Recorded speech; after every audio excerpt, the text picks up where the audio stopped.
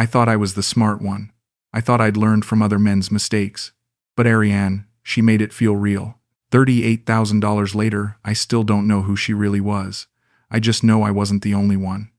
The engagement ring sits in my nightstand drawer. I bought it 3 months ago at a jewelry store in Denver, spent 2 weeks picking out the perfect setting. Princess cut, 1 carat, simple but elegant. The kind of ring a woman would want to show her friends. The kind of ring that says forever. I never got to give it to her. I probably never will. Howard, are you there? You look distracted tonight. Arianne's voice pulled me back to the laptop screen. She was sitting in her small apartment in Davao City, the soft glow of her ring light making her look almost ethereal. Even after 8 months of video calls, seeing her face still made my chest tighten. Sorry, love. Just thinking about our future. I cleared my throat, trying to sound confident. Actually, I wanted to talk to you about something important. Her dark eyes widened slightly. She leaned closer to the camera, tucking a strand of black hair behind her ear. What is it? You're making me nervous. I took a deep breath. This was it. Not a proposal, not yet, but something almost as significant. I've been thinking about your tutoring business. You've mentioned wanting to expand, get proper equipment, maybe rent a small office space. Howard, you know I can't afford. Let me finish. I held up my hand, smiling. What if I helped you? Not just with money, but with everything. I could fly out there. We could look at spaces together, set up a real business plan, make this official. The silence stretched between us for what felt like an eternity. I watched her face carefully, looking for any sign of what she was thinking. Then her eyes filled with tears.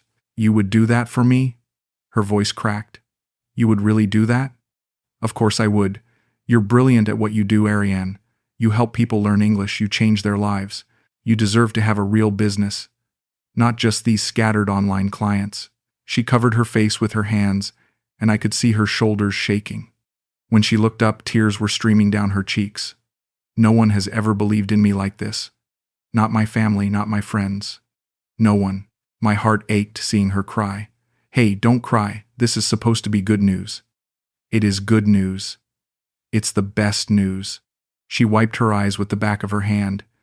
You're the only one who believes in me, Howard. The only one who sees what I could be. That's when I knew I was going to marry this woman. Not because she was beautiful, though she was. Not because she made me feel young again, though she did.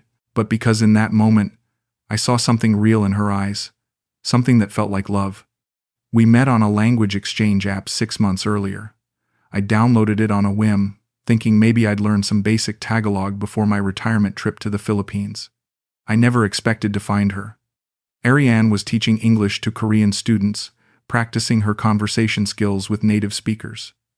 Most of the people on the app wanted quick, casual chats, but Arianne was different. She asked real questions. She remembered details from our previous conversations. She made me feel like I mattered. Tell me about your day, she'd say every morning, and actually listen to my rambling stories about grocery shopping or fixing things around the house. When I mentioned feeling lost after my divorce 12 years ago, she didn't change the subject. When I told her about my daughter barely calling anymore, she said, maybe she's just busy building her own life. That doesn't mean she doesn't love you. She had this way of making ordinary moments feel special. She'd send me photos of her breakfast, her neighbor's dog, the sunset from her apartment balcony. Look, Howard, the sky is thinking of you too, she'd write. It sounds silly now, but back then, those messages were the highlight of my day. I'd been alone for so long. After Janet left, I threw myself into work, into projects, into anything that didn't require vulnerability. Retirement felt like a death sentence. Suddenly I had all this time, and no one to share it with. My daughter Sarah lived in Seattle with her own family. We talked maybe once a month, stilted conversations about weather and work. I'd given up on the idea of companionship. Then Arianne appeared in my life like a gift I didn't know I needed. You're not old, she told me during one of our early calls. You're stable. You're established. That's beautiful to me. Most men my age, they don't know what they want. They're still trying to figure out who they are. I was 66. She was 27. By all logical measures, it should have felt ridiculous. But when she looked at me through that camera, When she laughed at my terrible jokes or asked about my engineering projects with genuine curiosity, the age difference melted away. I started sending her small gifts. A better ring light for her tutoring sessions. A professional microphone so her students could hear her clearly. Grocery deliveries when she mentioned running low on food. Nothing extravagant, just thoughtful gestures that showed I was listening. She always protested at first, but then she'd send me videos of herself using the equipment, thanking me with such genuine gratitude that I felt like a hero. Howard, I need to tell you something, and I'm so embarrassed. It was early March, about 2 months after we'd started talking regularly. Arianne looked stressed, dark circles under her eyes. One of my biggest clients, the Korean Academy, they're late with my payment. It's been 3 weeks now. I leaned forward, concerned. How late? Are they going to pay you at all? They will, I know they will. But my rent is due tomorrow, and I don't have it. She looked down, unable to meet my eyes through the camera. I was wondering, could you maybe help me? Just $400. Just until my salary clears. I'll pay you back the moment I get paid. $400. That was nothing to me. I'd spent more than that on dinner for 2 back when Janet and I were married. Of course, I said immediately. Don't even worry about paying me back. Consider it handled. No, I insist on paying you back. I'm not that kind of person, Howard. I don't take advantage of people's kindness. The relief on her face was so genuine, so grateful, that I felt ashamed for even hesitating for a split second. This was the woman I was falling in love with, and she needed help.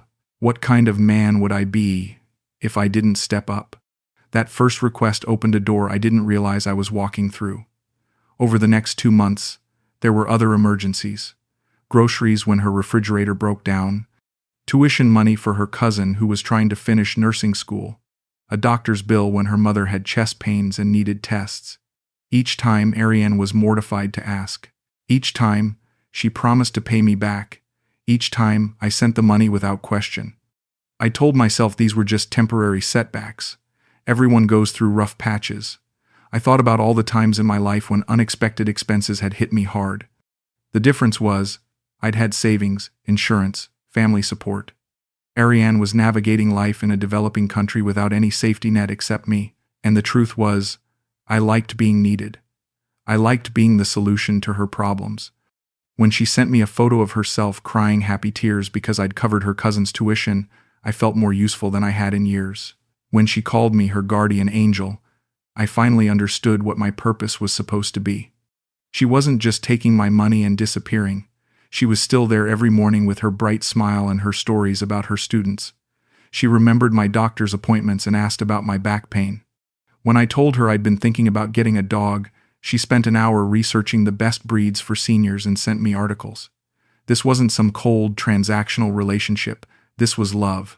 At least, that's what I told myself when the little voice in the back of my head started asking questions. The first time I flew to meet her was in April. 8 months of video calls, thousands of messages, and I still felt nervous walking through Ninoy Aquino International Airport in Manila. The connecting flight to Davao was delayed, giving me too much time to think. What if she didn't look like her photos? What if the chemistry we had through screens didn't translate to real life? What if I'd built up this fantasy in my head and reality couldn't live up to it? But when I saw her standing in the arrivals area at Davao Airport, holding a small handmade sign that read, "Welcome, love," in careful blue letters, all my doubts vanished. She was exactly as beautiful as I'd imagined, but more than that, she was real. She was standing right there, smiling at me like I was the person she'd been waiting for her entire life. Howard. She ran toward me, and for a moment I thought she was going to throw her arms around me. But she stopped just short, suddenly shy. "You're really here. I'm really here." I wanted to hug her, but something in her body language held me back. Instead, I reached out and touched her hand. Her skin was soft and warm. "You're even more beautiful in person." She blushed, looking down. "You're just being kind." We spent a week at a seaside resort in Samal Island. She'd insisted on booking separate rooms, explaining that her family was very traditional and would be scandalized if they thought we were sharing a bed before marriage. I respected that, even though it felt like an unnecessary complication. We were both adults, both free to make our own choices, but cultural differences were something I'd have to learn to navigate. Our first kiss happened on the third night, walking along the beach after dinner. The sun was setting, painting the sky in brilliant oranges and pinks. She stopped walking and turned to face me. "Howard, I need you to know something." Her voice was serious, almost urgent. "I've never felt this way before." "About anyone." "Neither have I," I said, and I meant it. "Not in a very long time. I've waited so long for you." She reached up and touched my face, her fingers tracing the lines around my eyes. "I know you think I'm too young, but I've been waiting for someone who understands me, someone who sees me." When she kissed me, it was gentle and sweet and everything I'd hoped it would be. Standing there with the waves lapping at our feet, I felt like the luckiest man alive. But even during that perfect week, there were moments that felt off. She never stayed overnight at my hotel, always insisting on going back to her family's house by 10 p.m. When we went to restaurants or walked through markets, she always seemed to be scanning the crowd, like she was looking for someone or afraid of being seen, and her phone was constantly buzzing with messages that she'd check quickly and then dismiss with a tight smile. "Work stuff," she'd say. "You know how demanding my students can be." I believed her because I wanted to believe her. Because the alternative was too painful to consider. When I flew back to Colorado, we immediately fell into an even deeper rhythm of communication. Now that we'd been together in person, the distance felt more acute but also more temporary. We started making concrete plans. She would apply for a tourist visa to visit me in the United States. I would help her establish her tutoring business properly. Eventually, if things continued going well, we'd get married. The business expenses started in June. "Howard, I found the perfect space for my tutoring center," she told me during one of our evening calls. "It's small but bright, right near the university. The rent is reasonable, but I need first month, last month, and a security deposit." That was $3,000, a significant amount but reasonable for starting a business. I wired the money the next day. Then there was the furniture. Desks, chairs, a whiteboard, filing cabinets, another $2,000. Professional signage for the storefront, $500. Business registration fees and permits, $800. Insurance, $700. By August, I'd sent her over $12,000 total, but I wasn't worried. This was an investment in our future together. When she sent me photos of the space coming together, when she told me about her first official students signing up, I felt proud of what we were building. Then, the message arrived. It was late on a Thursday night. I was reading in bed when my phone chimed with a notification from Facebook Messenger. The message was from an account I didn't recognize, a young Filipino man named Vincent Reyes. "You're not the only one she calls love. I was her boyfriend for 2 years. Ask her about Vincent." My blood went cold. I stared at the message for a long time, reading it over and over. Then I clicked on Vincent's profile. Most of it was private, but I could see his profile picture clearly. He was young, maybe 30, with the kind of easy smile and confident posture of someone who'd never doubted his place in the world. Everything I wasn't. I screenshotted the message and sent it to Arianne immediately, along with a text. "Who is this? What is he talking about?" She called me within minutes, sobbing. "Howard, please don't believe him. He's my ex-boyfriend from 3 years ago. He's been stalking me ever since I told him about you. He's trying to ruin my happiness because he can't stand seeing me with someone else." 3 years ago? He said 2 years. He's lying. "Howard, you have to trust me. You've seen how much I love you. You've been to my apartment, you've met my family. Would I have introduced you to my parents if I was hiding another relationship?" That was true. I had met her parents, briefly, when they'd stopped by her apartment while we were video chatting. They'd seemed nice enough, if a bit reserved around their daughter's much older American boyfriend. He said, "I'm not the only one you call love." That's because he's seen our messages somehow. He's hacked my accounts before, Howard. I've had to change my passwords multiple times because of him. Her voice was shaking with what sounded like genuine fear. "Please don't let him destroy what we have. I've been nothing but honest with you." I wanted to believe her. She sounded so scared, so desperate, and what Vincent was claiming seemed designed to cause maximum damage with minimum proof. If he really had evidence of ongoing infidelity, wouldn't he have included screenshots or photos? "Okay," I said finally. "I believe you. But if this guy contacts me again, I want you to go to the police. I will. I promise. Howard, I love you so much. Please don't let him take that away from us. But the seed of doubt had been planted. Over the next few weeks, I found myself paying closer attention to details I'd previously overlooked. The way she sometimes seemed distracted during our calls. The messages she'd receive and quickly dismiss. The fact that in all our months of talking she'd never once had me meet any of her friends. When I asked about this, she had reasonable explanations. Her work schedule was demanding. Most of her friends were jealous of her relationship with an American. She preferred keeping our relationship private until things became more official. Everything she said made sense. But somehow, the sum total felt wrong. In September, she brought up visiting the United States. I've been saving money from the tutoring business, she told me. I think I'm finally ready to apply for a tourist visa. I was thrilled. Having her in Colorado, showing her my life, meeting my daughter, it felt like the next logical step toward building a real future together. What do you need from me? I asked. Well, the visa application requires proof of financial support. You'd need to write a letter saying you're sponsoring my trip and provide bank statements showing you can cover my expenses while I'm there. That seemed reasonable. I'd sponsored international visitors for work conferences before. The process was straightforward. There are also the application fees, and I'll need to pay for a flight and probably some new clothes for the interview at the embassy. The total came to $6,000. More than I'd expected, but I rationalized it as an investment in our relationship. If she got the visa, she could spend a month with me in Colorado. We could explore Denver together, drive up to the mountains, maybe even visit some of the small towns I'd always wanted to show someone special. I sent the money without hesitation. A week later, while browsing Facebook late one evening, I saw something that made my stomach drop. Arianne had posted a story on Instagram that had automatically shared to Facebook. It was a photo of a dinner table with 2 plates, 2 glasses of wine, and the caption, "Dinner with Vince," followed by a heart emoji. Vincent. The same man who'd messaged me claiming to be her boyfriend. I took a screenshot and sent it to her immediately. Who is Vince? Her response came quickly. That's my cousin Vincent. We call him Vince.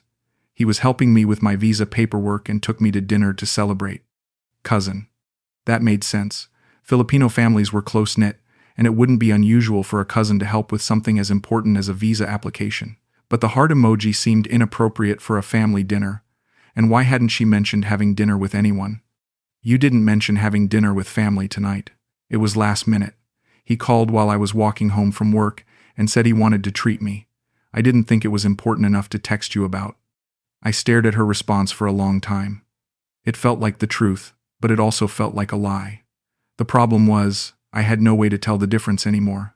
That's when I made the decision that would change everything. I booked a flight to Manila without telling her. I told myself it was a surprise, a romantic gesture.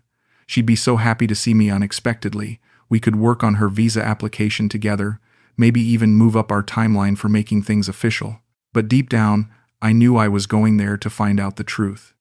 The flight landed at Ninoy Aquino International Airport on a humid Tuesday morning in early October. I took a taxi to the hotel where I'd stayed during my previous visit, checked in, and sent Arianne a message. Surprise, I'm in Manila. Can't wait to see you. She didn't respond immediately, which wasn't unusual. She was probably teaching or sleeping off the time difference. I sent another message an hour later. Just landed. Missing you already. Still nothing. By evening, I was starting to worry. It had been 8 hours since my first message, and Arianne always responded within a few hours at most. I tried calling her phone, but it went straight to voicemail. The second day was worse. No response to my messages, no answer to my calls. I started imagining the worst. Car accident, family emergency, some crisis that was keeping her from her phone. I almost called the police, but I realized I didn't actually know her home address or her family's contact information. On the third day, I decided to visit the tutoring center she'd been setting up. She'd sent me the address months ago when we were planning the business expenses. Maybe she was there, working with students, too busy to check her personal messages. The address led me to a small commercial building near the university. I found the unit number she'd given me, but it was empty. Not recently vacated, empty like it had never been occupied. I asked the building manager about the tenant, describing Arianne and her English tutoring business. No English teacher here, he said in broken English. This unit, nobody rent for 6 months. My legs felt weak. I sat down on a bench outside the building and tried to process what I'd just learned. The business I'd helped her establish, the one I'd invested $12,000 in, didn't exist. But maybe she'd moved locations. Maybe there had been a misunderstanding with the original space. I pulled out my phone and scrolled through our messages, looking for any mention of address changes or new locations. That's when I saw her, walking out of a cafe across the street, laughing with a man I recognized from photos. Vincent. Not her cousin Vincent, but the Vincent who'd messaged me months ago claiming to be her boyfriend. She was holding his hand. I sat there watching them for several minutes, unable to move. They looked comfortable together, familiar, like a couple who'd been together for a long time. He said something that made her throw her head back and laugh, the same laugh I'd fallen in love with during our video calls. Finally, I forced myself to stand up and walk toward them. My heart was pounding so hard I thought it might burst. Arianne. She turned at the sound of my voice, and the look on her face wasn't surprise or joy. It was fear. And something else. Annoyance. Howard. She dropped Vincent's hand quickly. What are you doing here? I'm here to see you. I've been trying to reach you for 3 days. Vincent looked between us, clearly confused. He said something to Arianne in Tagalog. She responded sharply, also in Tagalog, without taking her eyes off me. You said you were in the United States, she said finally. I wanted to surprise you. This isn't a good surprise. Her voice was cold, nothing like the warm, loving tone I'd grown accustomed to. You can't just show up here without warning. I'm your boyfriend. I should be able to visit my girlfriend. Vincent said something else in Tagalog, louder this time. Arianne turned to him and spoke rapidly, her voice getting sharper. He looked at me with what might have been pity, shook his head, and walked away. Who was that? I asked, though I already knew. None of your business. The woman standing in front of me was a stranger. Gone was the sweet, vulnerable girl who'd cried when I offered to help her build a business. Gone was the grateful, loving partner who'd called me her guardian angel. This person was looking at me like I was an inconvenience. Arianne, what's happening? I don't understand. You should go back to America, Howard. I'm not leaving until we talk about this. I've invested $38,000 in our relationship, in our future together. I deserve an explanation. She laughed, but there was no humor in it. You invested money because you wanted to. Nobody forced you. You said you loved me. I never said that. But even as she spoke, I could see in her eyes that she knew it was a lie. You said I was the only one who believed in you. You said you'd been waiting for someone like me your whole life. People say lots of things, Howard. I stood there looking at her. This person I'd thought I knew. This person I'd been planning to marry. The ring was still in my hotel room, in a small velvet box I'd brought halfway around the world. Goodbye, Arianne.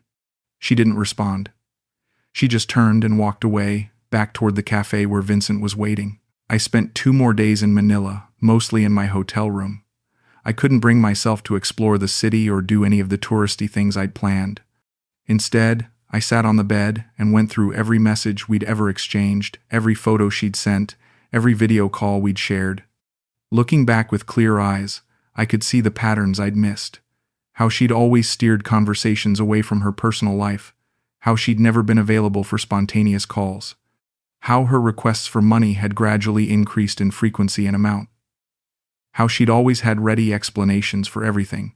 Reasonable stories that deflected deeper questions. I wasn't an idiot. I was a retired engineer with 4 decades of experience solving complex problems. But I'd wanted so badly to believe in the fantasy we'd created together that I'd ignored every warning sign. On my last night in Manila, I wrote her one final message. I'm not angry with you, Arianne. I'm disappointed, but I'm not angry. I know you probably think I'm just another foolish old American who deserved to be taken advantage of. Maybe you're right, but you could have just told me the truth. If you'd said you needed help and couldn't offer anything real in return, I might have still helped you. You didn't need to pretend to love me. You didn't need to make me believe in something that was never real. She never replied. The flight home was the longest 14 hours of my life. I kept thinking about all the plans we'd made, all the dreams I'd built around our future together. The engagement ring was still in my carry-on bag, a tangible reminder of how thoroughly I'd deceived myself. When I got back to Colorado, I didn't tell anyone what had happened. Not my daughter, not my neighbors, not the few remaining friends I had lunch with occasionally. I was too ashamed, too embarrassed by my own gullibility. I deleted Arianne's contact information from my phone, blocked her on all social media, and tried to pretend the whole thing had never happened. But late at night, when the house was quiet and I was alone with my thoughts, I couldn't stop replaying every conversation, every moment of apparent intimacy, trying to figure out what had been real and what had been performance. The hardest part wasn't the money, though $38,000 was a significant loss for someone on a fixed retirement income. The hardest part was accepting that I'd been so hungry for connection, so desperate to feel needed and loved, that I'd convinced myself a beautiful young woman halfway around the world had fallen in love with me through a computer screen. I wasn't scammed in the traditional sense. No one held a gun to my head or threatened my family. I volunteered for every payment, every transfer, every gesture of support. I participated willingly in my own deception because the alternative, accepting that I was alone and likely to stay that way, felt worse than any financial loss. Sitting here now, 6 months later, I can see the situation more clearly. Arianne wasn't evil. She was a young woman in a difficult economic situation who found a way to survive using the tools available to her. In a different world, with different circumstances, maybe she would have been the English teacher she claimed to be. Maybe she would have built the business we planned together. But in this world, she was someone who needed money, and I was someone who needed to feel important. We used each other, but I was the one who could afford to be used. I don't hate her. I can't even say I regret the whole experience entirely. For 8 months I felt alive in a way I hadn't since before my divorce. I had someone to talk to every day, someone who seemed interested in my thoughts and experiences, even if it was all pretense, even if none of it was real, it felt real to me at the time, and that feeling, however temporary and illusory, was worth something. I've learned to be more honest with myself about what I need and what I can realistically expect. I've started volunteering at a local literacy center, teaching adults basic computer skills. It gives me a sense of purpose without requiring me to believe in fairy tales. The engagement ring is still in my nightstand drawer. I should probably return it, get back what money I can. But part of me wants to keep it as a reminder, not of Arianne, but of the man who was naive enough to believe that love could be simple, that good intentions were always rewarded, that perfect could exist. I don't believe in perfect anymore, but I'm okay with good enough.